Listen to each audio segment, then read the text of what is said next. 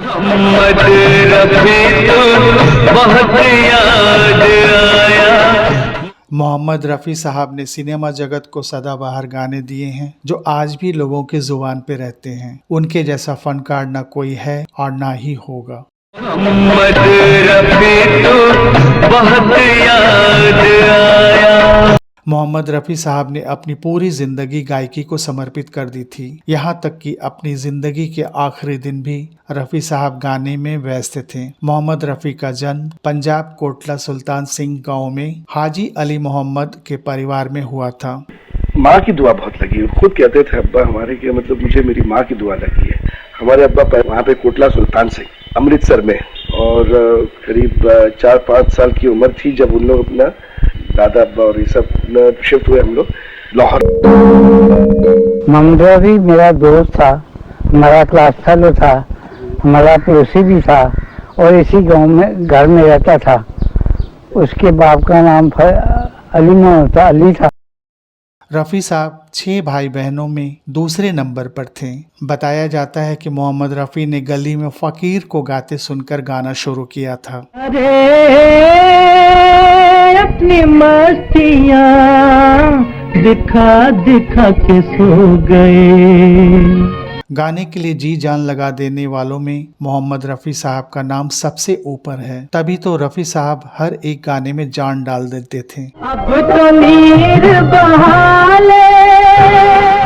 मोहम्मद रफ़ी साहब न केवल अपनी गायकी बल्कि सादगी के लिए भी जाने जाते थे, लेकिन उन्हें पब्लिसिटी बिल्कुल भी पसंद नहीं थी। उनके बारे में बताया जाता है कि जब भी किसी शादी में रफ़ी साहब सिनेमा की इस चकाचौंध भरी दुनिया का जाना माना नाम थे, रफ़ी साहब सीधे शादी करने वाले जोड़े के पास जाकर बधाई देते थे और फिर अपनी कार में वापस आकर चुपचाप चले जाते थे। वहाँ जरा भी शादी में नहीं रुकते थे। 31 जुलाई 1980 के दिन 3 हार्ट अटैक आए थे। इलाज के दौरान उनका निधन हो गया था। अगले दिन 1 अगस्त को जब उनका जनाजा निकला तो बम्बई में भारी बारिश हो रही थी। पूरे रास्ते छाते ही छाते खुल गए थे। आखिरी सफर पर उन्हें विदाई देने हजारों की तादाद में लोग उमड़े थे। इसमें फिल्मी दुनिया और बाहर के कई लोग शामिल थे। शाम आपके मन में यह जिज्ञासा जरूर जागती होगी कि आखिर 31 जुलाई को कब क्या हुआ था और कैसे वे दुनिया को रुखसत हुए। 31 जुलाई 1980 की सुबह रफ़ी साहब जल्दी उठ गए। उन्होंने 9 बजे नाश्ता किया।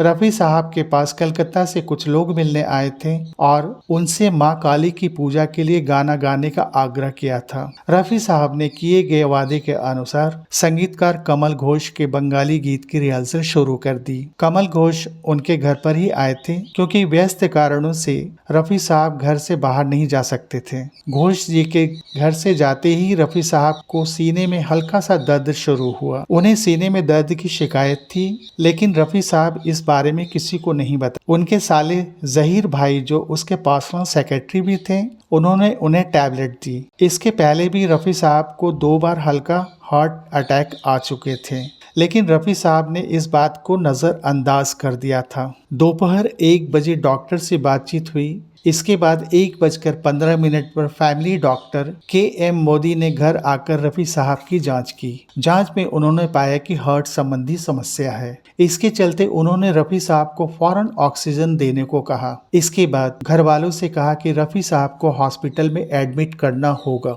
रफ़ी साहब एम्बुलेंस में नहीं जाना चाहते थे, लेकिन स्वयं की कार से वे हॉस्पिटल जाने के लिए राजी थे। हॉस्पिटल जाने के लिए वे स्वयं चलकर अपनी कार तक गए। इसके बाद दोपहर 2 बजे तक उन्हें माहिम के नेशनल हॉस्पिटल में एडमिट करा दिया गया, लेकिन वहां डॉक्टरों के पास पेसमेकर मशीन नहीं थी जो हार्ट पेशेंट के लिए जरूरी होती है। बताया गया कि बॉम्बे हॉस्पिटल में पेसमेकर है। वहां ले जाते समय रास्ते में रफ़ी साहब को दूसरा अटैक आ गया। शाम 6 बजे उन्हें बॉम्बे हॉस्पिटल में शिफ्ट कराया गया। वहां डॉक्टरों ने रफ़ी साहब को पेसमेकर मशीन तो इंस्टॉल करा दी, लेकिन वह ठीक से काम नहीं कर पा रही थी। जब तक दूसरी पेसमेकर मशीन का इंतजाम होता रात 9 बज चुके थे। इस आपाधापी में बहुत महत्वपूर्ण समय चला गया जिसमें डॉक्टर उन्हें बचा सकते थे। रात 9 बजे डॉक्टर KM मोदी और डॉक्टर डागर ने रफ़ी साहब को अटेंड किया, लेकिन उनकी हालत बिगड़ती जा रही थी।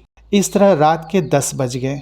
10:10 पर रफ़ी साहब को तीसरा अटैक आया और उनकी सांसें उखड़ गई। इसके बाद दिल का दौरा पड़ने से उनका निधन हो गया और सिनेमा जगत ने अपने एक अनमोल हीरा को खो दिया जिसकी पूर्ति करना नामुमकिन है। 1 अगस्त 1980 की सुबह 9:30 पर उनकी बॉडी परिजनों को सौंप दी गई। दोपहर 12:30 पर उनका जनाजा घर से रवाना हुआ। दोपहर 2 बजे बांद्रा की बड़ी मस्जिद में नमाज ए जनाजा की रस्म हुई और 2:30 पर सब लोग रफ़ी साहब को लेकर सांता क्रूज कब्रिस्तान की ओर चल पड़े। पूरे रास्ते जोरदार बारिश होती रही। उस रोज बम्बई में इतनी मूसलाधार बारिश हुई मानो खुदा भी रफ़ी साहब को विदाई देने के लिए खुद रो पड़ा हो। शाम 6:30 पर रफ़ी साहब के मृत शरीर को दफनाया गया तो बारिश एकाएक रुक गई। यह सुनने में अजीब लगता है लेकिन